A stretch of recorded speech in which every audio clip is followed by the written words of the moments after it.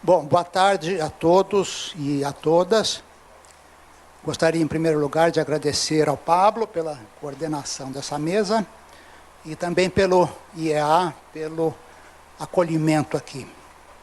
Bom, o título da minha fala, vocês estão vendo aí, sobre a crítica de Bemba-Verk, a teoria do valor-trabalho de Marx. Muito bem. Quando o Orlando, o João e eu começamos a pensar na criação desse grupo de trabalho sobre Marx, ciência e tecnologia, a ideia era fazer uma leitura crítica do texto de Marx, né? Uma leitura não dogmática, que não parte do princípio que Marx sempre tem razão. Nesse espírito, então, a ideia era, primeiro, da gente dedicar um tempo suficiente em relação às objeções que podem nascer da nossa leitura do Marx, mas também, né, procurar estudar as críticas que já foram feitas às ideias do Marx, né? Bom, uma das críticas mais importantes, talvez a mais importante historicamente, né, a mais controvertida das críticas às teorias do Marx, foi a crítica levantada por um economista austríaco, Eugen Bemba-Verk, exposta no seu livro sobre a conclusão do sistema marxiano. Esse livro foi publicado em 1896. Então, essa minha apresentação tem o objetivo de funcionar assim como uma introdução a um debate sobre as teses do Bemba-Verk. Bom, o texto do Bemba-Verk, o original, evidentemente, é em alemão. Então, meu estudo se baseou nessa tradução para o inglês. Karl Marx, esse aqui é o Bemba-Verk, né? O nome dele é grafado de várias maneiras diferentes. O nome completo era Eugen Ritter Böhm von Bawerk, mas virou Bemba-Verk, que é a maneira mais simples, né? E, bom, esse é o autor e esse é o livro, né? É uma coletânea, né? Enfim, um volume organizado pelo Paul Suisse, publicado em 1949, e tem uma introdução bem informativa do próprio Paul Suisse, depois o texto do Bemba-Verk, depois a resposta do Hilferding, né? Uma espécie de defesa do Marx, e, finalmente, um outro texto do Bortkiewicz, né, que não vão, né, que a gente vai estar tratando aqui apenas do livro do Bemba-Verk. Muito bem. Bom, o pano de fundo da crítica mais importante do Bemba-Verk, as ideias do Marx, é o seguinte. No volume 1 do Capital, Marx reconhece a existência de uma contradição, pelo menos aparente em sua teoria, prometendo demonstrar no futuro volume de sua obra que ela é de fato apenas aparente. O volume 1, daqui por diante eu vou falar volume 1, volume 3, é sempre do Capital, né, para não ficar repetindo. Então, o volume 1 foi publicado, como se sabe, em 1867. A prometida superação da dificuldade só foi dada a público 27 anos depois, com a publicação do volume 3, editado por Engels, em 1894. O livro de Bemba-Verk tem a natureza de uma resenha do volume 3, com foco na teoria do valor-trabalho. Seu objetivo principal é provar que Marx falhou na tentativa de salvar sua teoria da contradição. Então, um pouco sobre o Bemba-Verk. Bemba-Verk nasceu em 1851, morreu em 1914. Foi um economista austríaco, como eu falei, um dos principais representantes da chamada Escola Austríaca da Economia, fundada por Karl Menger, um pouco antes. Essa escola constitui uma das vertentes da tradição mais ampla, conhecida como tradição marginalista ou neoclássica, iniciada na mesma época, ou seja, a década de 1870, de forma mais ou menos independente na Áustria, por Menger, na Inglaterra por Jevons e na França por Walras. É um caso interessante na história da ciência, né? Um certo avanço que se deu simultaneamente em 3 países e de uma maneira, tanto quanto se sabe, relativamente independente, né? Uma das diferenças centrais entre essa tradição e a marxista é a que diz respeito ao conceito de valor. Na tradição marxista, o valor é caracterizado por meio da teoria do valor-trabalho. Na marginalista, pela teoria do valor-utilidade, mais conhecida como teoria subjetiva do valor. As refutações das críticas de Bemba-Verk, elaboradas por marxistas, como, por exemplo, a de Hilferding, consistem, em parte, não em defesas propriamente ditas das ideias de Marx, mas em objeções à teoria marginalista do valor. Tais objeções seriam relevantes se as críticas se baseassem na teoria subjetiva. Mas não é isso que acontece. As críticas de Bemba-Verk, ou pelo menos as que serão expostas a seguir, referem-se todas, como veremos, a falhas lógicas no pensamento de Marx, as quais resultam em contradições. Trata-se, portanto, de críticas internas à teoria marxiana que dispensam a consideração de teorias alternativas. Sendo assim, concordar com as críticas de Bemba-Verk não pressupõe ou implica aceitar a teoria subjetiva do valor. Eu repito, concordar com as críticas de Bemba-Verk não pressupõe ou implica aceitar a teoria subjetiva do valor. Muito bem. Além da crítica dirigida a passagens do volume 3 do Capital, que visam demonstrar ser aparente a contradição reconhecida no volume 1, há no livro de Bemba-Verk uma outra crítica, a nosso ver menos contundente, dirigida não propriamente à teoria marxiana do valor-trabalho, mas à forma como seus fundamentos são estabelecidos no primeiro capítulo do primeiro volume. No livro do Bemba-Verk, essa segunda crítica é exposta depois da primeira. Invertendo a ordem, vamos tratar primeiro da segunda. A teoria marxista parte da análise da mercadoria enquanto forma elementar, enquanto a célula máter do modo de produção capitalista. A primeira característica atribuída a uma mercadoria é de que ela deve ter alguma utilidade, que por suas propriedades satisfaça alguma necessidade humana, isto é, que tenha ou seja um valor de uso. Além do valor de uso, uma mercadoria tem também um valor de troca. Fazer essa afirmação pressupõe atribuir a uma mercadoria uma segunda característica, a de poder ser trocada por outras mercadorias, a de se realizar na troca. A análise da mercadoria se desdobra, assim, na análise da troca. Marx parte da ideia aristotélica de que, abre aspas, a troca não pode dar-se sem a igualdade, mas a igualdade não pode se dar sem a comensurabilidade. Fecha aspas. Então, Marx parte dessa ideia e chega à concepção segundo a qual a troca é uma operação puramente quantitativa. Cada mercadoria tem um valor de troca que determina as proporções em que é trocada por outras mercadorias. Em suas palavras, nessa relação de troca, um valor de uso vale tanto quanto o outro, desde que esteja disponível em proporção adequada. Ou, como diz o velho Barbon, um tipo de mercadoria tão bom quanto o outro, se o seu valor de troca for da mesma grandeza. Pois não existe nenhuma diferença ou possibilidade de diferenciação entre coisas cujos valores de troca são da mesma grandeza.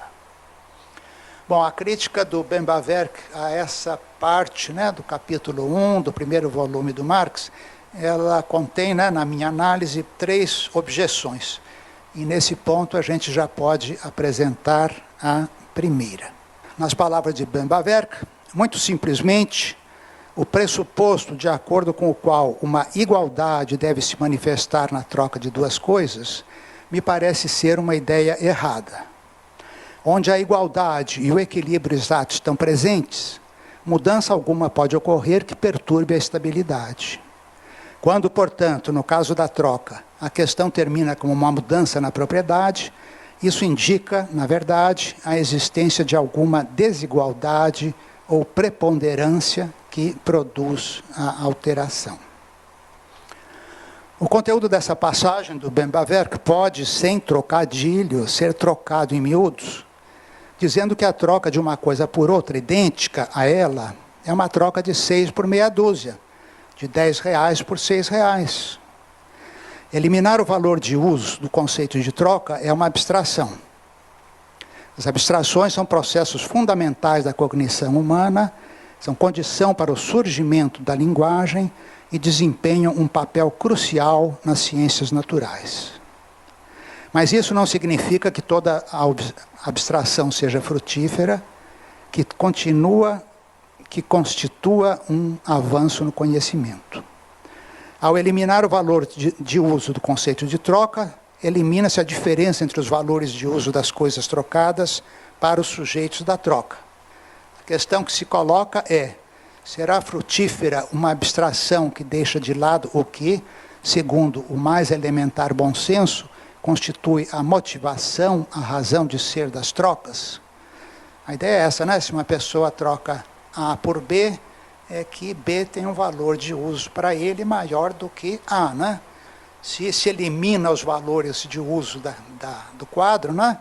Parece meio absurdo, né? A coisa fica reduzida à troca de uma coisa por outra idêntica. Muito bem. Retomando a linha de pensamento de Marx, o fato de as mercadorias poderem ser trocadas umas pelas outras implica que elas devem ter um atributo em comum, algo de natureza quantitativa que determine os valores de troca. Voltando a citá-lo, citação do Marx, então. Esse algo em comum não pode ser uma propriedade geométrica, física, química ou qualquer outra propriedade natural das mercadorias. Suas propriedades físicas importam apenas na medida em que conferem utilidade às mercadorias, isto é, fazem delas valores de uso. Por outro lado, parece claro que a abstração de seus valores de uso é justamente o que caracteriza a relação de troca das mercadorias. A citação continua. Como valores de uso, as mercadorias são, antes de tudo, de diferentes qualidades.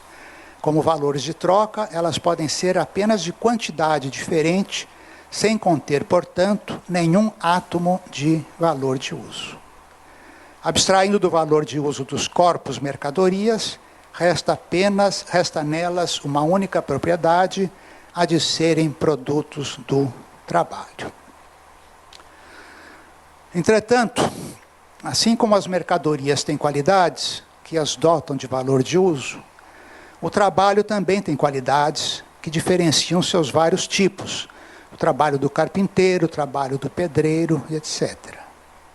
Para adaptá-lo ao caráter puramente quantitativo do valor de troca, essas qualidades são abstraídas, dando origem ao conceito de trabalho abstrato.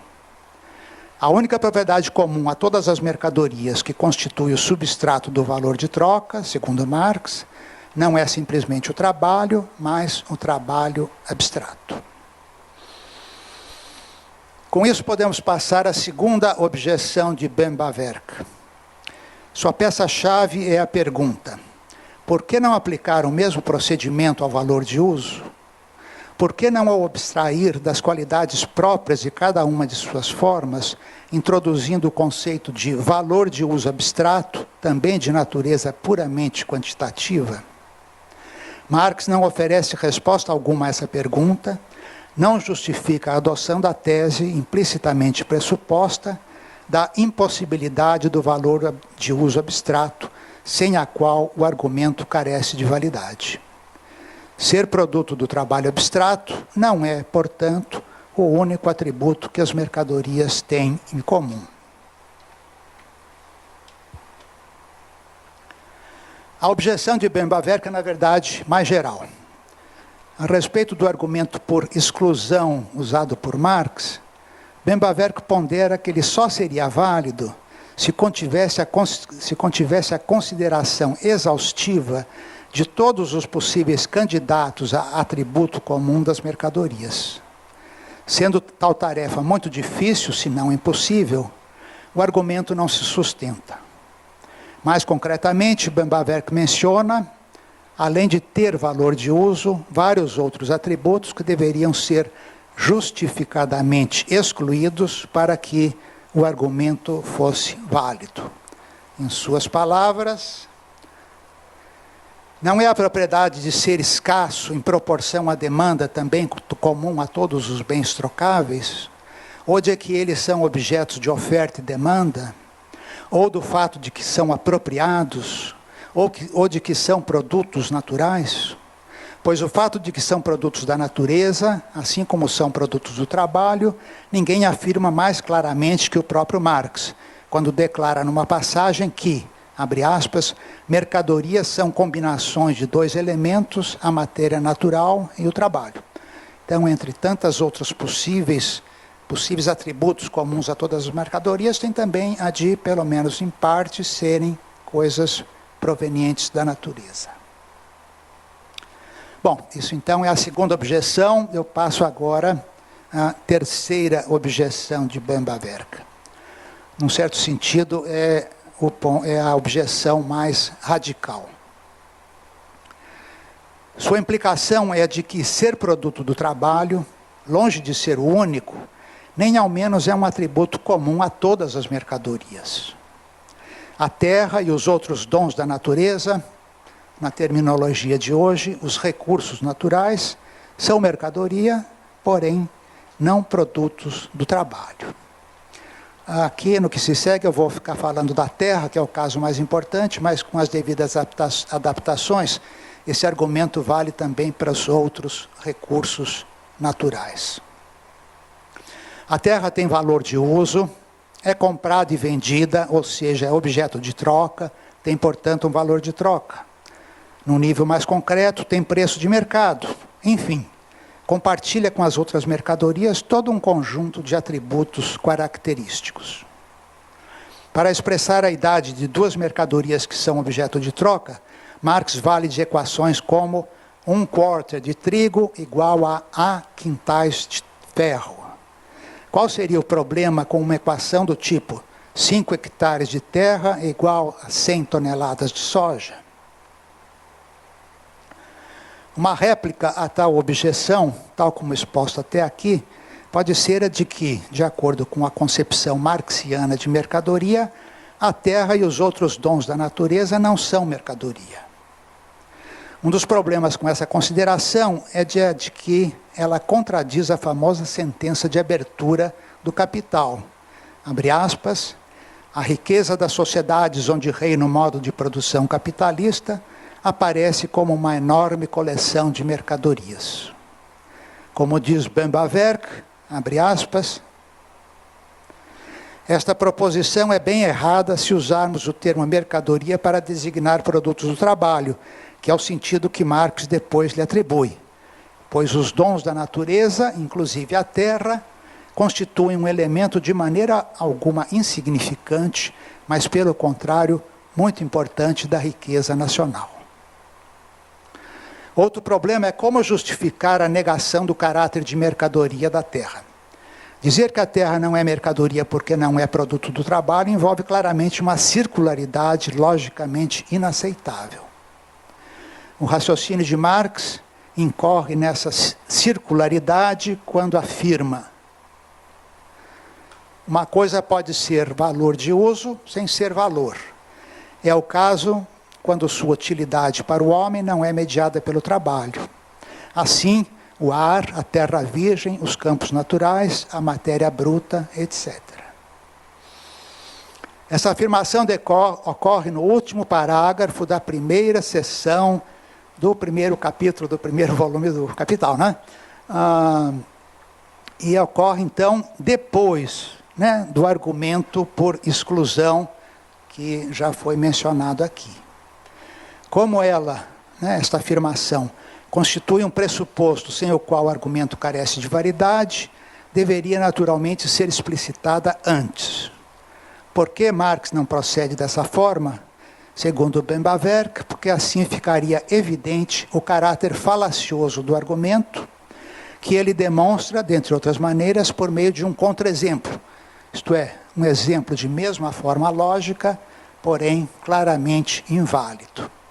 Diz o Bemba-Verk, é como se um filósofo da natureza, buscando descobrir uma propriedade comum a todos os corpos, o peso, por exemplo, examinasse as propriedades de um único grupo de corpos, corpos transparentes, por exemplo, e depois de passar em revista todas as propriedades comuns aos corpos transparentes, declarasse que a transparência deve ser a causa do peso, apenas por poder demonstrar que ele não poderia ser causado por qualquer uma das outras propriedades. Mais um pouco ainda a respeito dessa questão da terra. A exclusão da terra da categoria das mercadorias é tanto mais problemática quanto é grande a sua importância na economia capitalista, tanto nos dias de hoje quanto historicamente.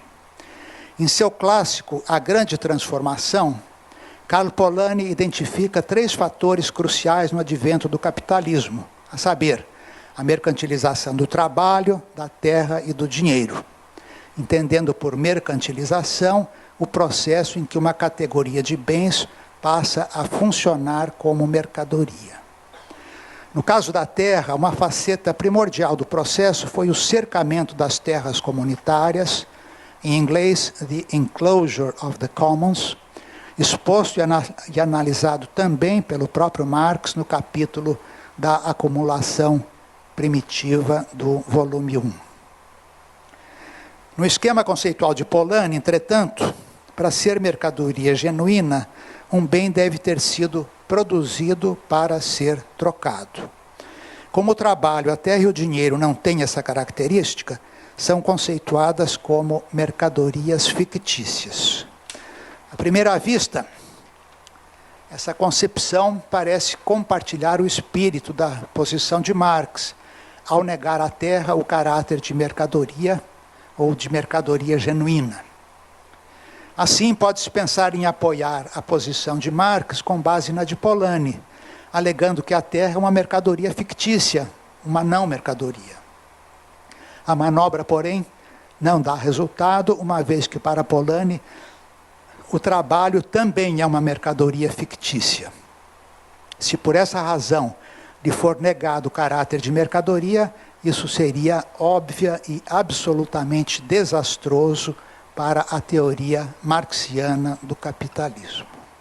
Bom, com isso, eu completo a primeira parte dessa exposição, que versou sobre a crítica de Bemba-Verk, a maneira como Marx estabelece os fundamentos de sua teoria no primeiro volume do Capital. Ao anunciar esse tema, afirmei que a crítica em pauta é menos contundente que a que eu vou expor a seguir, na segunda parte dessa exposição. Tal juízo apoia-se numa possível interpretação acerca da natureza epistemológica da linha de pensamento desenvolvida por Marx, ao estabelecer os fundamentos de sua teoria. A sugestão é a de que esse processo pode ser entendido como a construção de um modelo abstrato, associado à tese de que, em tais construções, o autor deve expor a estrutura, as articulações entre os elementos do modelo, mas não precisa justificar a introdução de cada um com base em dados da realidade concreta, para cujo entendimento o modelo pretende contribuir. Modelos matemáticos e lógicos podem ter um valor intrínseco, independente de qualquer aplicação à realidade. Esse não é certamente o caso do modelo marxiano. Na medida em que se propõe como um recurso para o entendimento do capitalismo, o modelo precisa se transformar numa teoria, estabelecendo em algum momento conexões com os dados empíricos. Essa interpretação permite que se coloque entre parênteses o tipo de crítica já discutido e que se acompanhe no mesmo espírito os passos seguintes na construção do modelo, reservando juízos de valor sobre a fecundidade e o poder explicativo do modelo quando de sua confrontação com a realidade.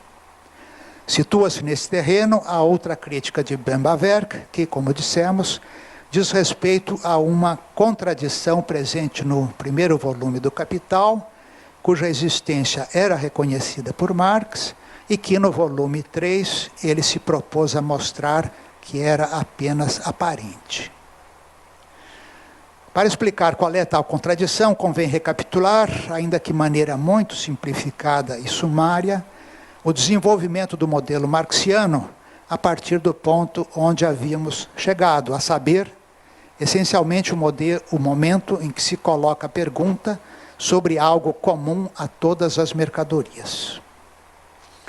Esse algo em comum não é um atributo qualquer, mas um atributo passível de ser quantificado para, desse modo, poder funcionar como substrato do valor de troca.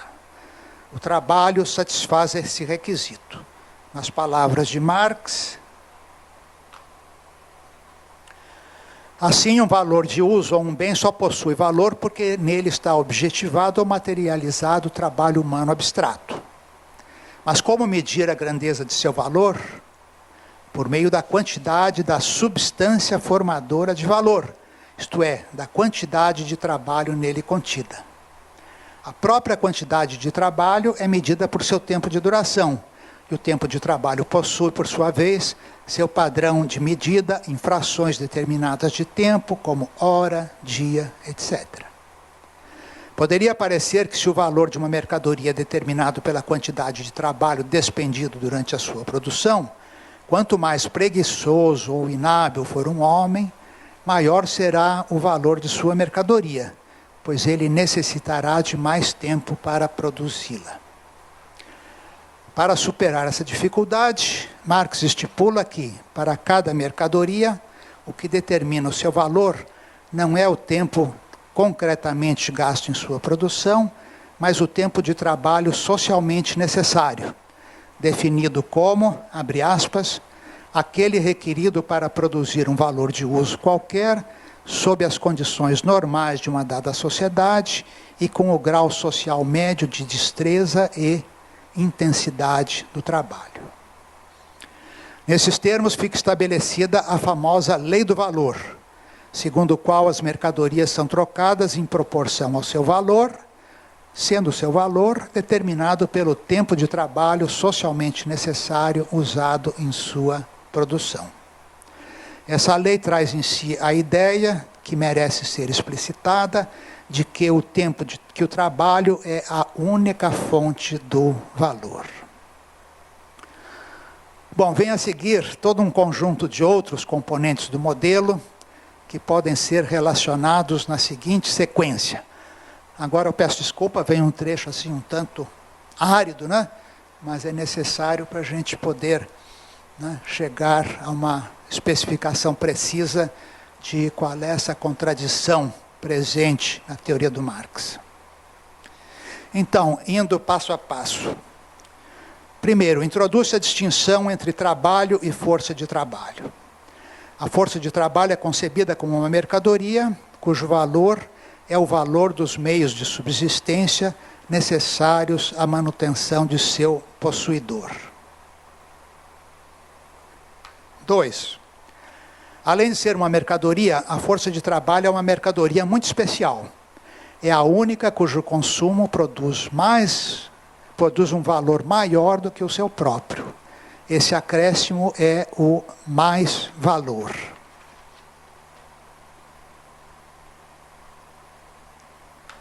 3.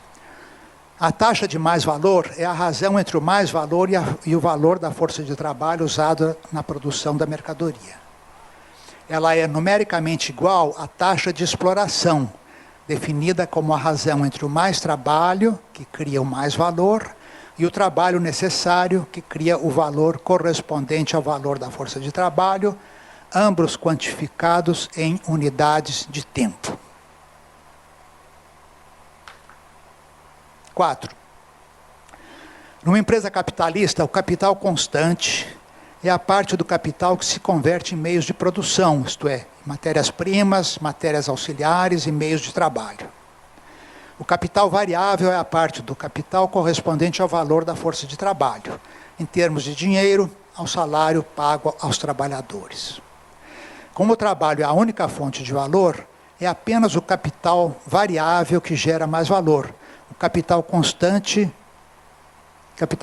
apenas se transfere para as mercadorias produzidas sem acréscimo em seu valor. A composição orgânica do capital é a relação entre as grandezas das duas partes do capital e é diferente em diferentes setores da produção. Finalmente, no autoentendimento do capitalismo, no lugar de mais valor, usa-se o termo lucro para designar a mesma variável. É natural pensar que essa identidade de referência valha também para as expressões taxa de mais valor e taxa de lucro. Mas na terminologia marxiana, elas designam coisas diferentes. A taxa de mais valor é a razão entre o mais valor ou lucro e o capital variável. A taxa de lucro é a razão entre o mais valor ou lucro e o capital total. Curioso isso, né? Mais valor e lucro, né, em termos de referência, designam a mesma coisa, né? Mas taxa de mais valor e taxa de lucro são duas coisas diferentes. Muito bem. Com base nesses conceitos, podemos agora expor a contradição anunciada. Por um lado, como o trabalho é a única fonte de valor, o mais valor é proporcional ao capital variável e, consequentemente, a taxa de lucro deve variar conforme a composição orgânica do capital. Quanto mais alta for a composição orgânica, isto é, quanto maior for o capital constante em relação ao capital variável, menor a taxa de lucro. O outro polo da contradição provém não do modelo teórico, do modelo abstrato, né, mas da realidade para cujo entendimento ele visa contribuir. Consiste na afirmação, unanimemente aceita pelos economistas, inclusive Marx, de que a taxa de lucro tende a ser a mesma em todas as empresas e setores, independentemente da composição orgânica do capital. A contradição pode ser expressa de várias maneiras. No volume 1 do Capital, lê-se. Então, é o próprio Marx falando, né? Essa lei, segundo a qual quanto maior o capital variável, tanto maior a massa do valor e do mais valor produzido, contradiz flagrantemente toda a experiência baseada na aparência. Qualquer um sabe que um fiador de algodão que, calculando a porcentagem do capital total aplicado, emprega muito capital constante e pouco capital variável, não embolsa por causa disso um lucro ou mais valor menor do que um padeiro que põe em movimento muito capital variável e pouco capital constante. Para a solução dessa contradição aparente, são necessários muitos elos intermediários. Essa citação é do primeiro volume, né? Esses elos intermediários é que ele prometeu apresentar no volume 3, de onde vem a segunda citação do Marx, que é mais enfática ainda a respeito da existência dessa contradição. Diz ele: demonstramos, pois, que em diversos ramos da indústria, em correspondência com a diferente composição orgânica dos capitais, prevalecem taxas desiguais de lucro. O que expusemos vale sobre o que, em geral, serviu até agora de base de nossa investigação, que as mercadorias são vendidas por seus valores.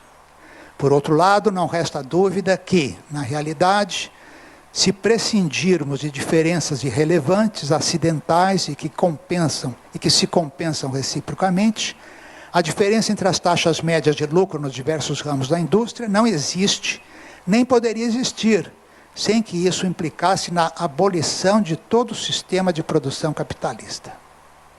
Aqui, portanto, a teoria do valor parece ser incompatível com o movimento real, com os fenômenos efetivos de produção, de modo que se deveria renunciar absolutamente à pretensão de compreender esses últimos.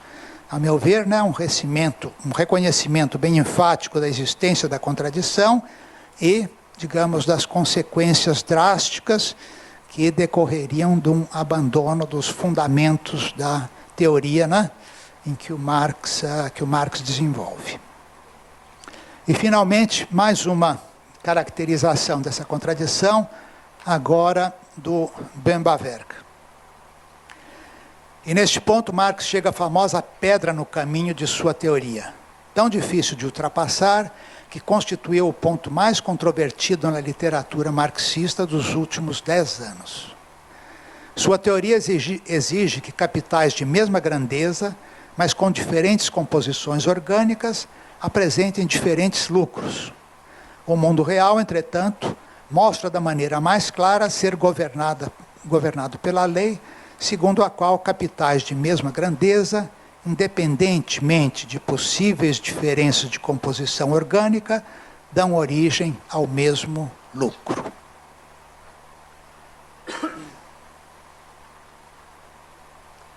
Bom, e de que maneira o Marx, então, propõe neutralizar ou superar essa contradição?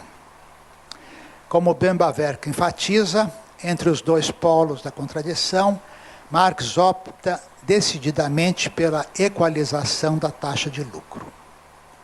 Para explicar essa tendência em termos de valor, Marx é levado a afirmar que algumas mercadorias são vendidas acima, outras abaixo de seu valor.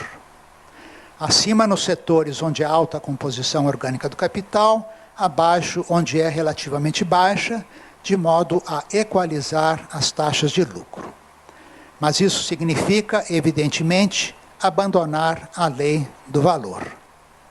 De novo, nas palavras do Bemba-Verk,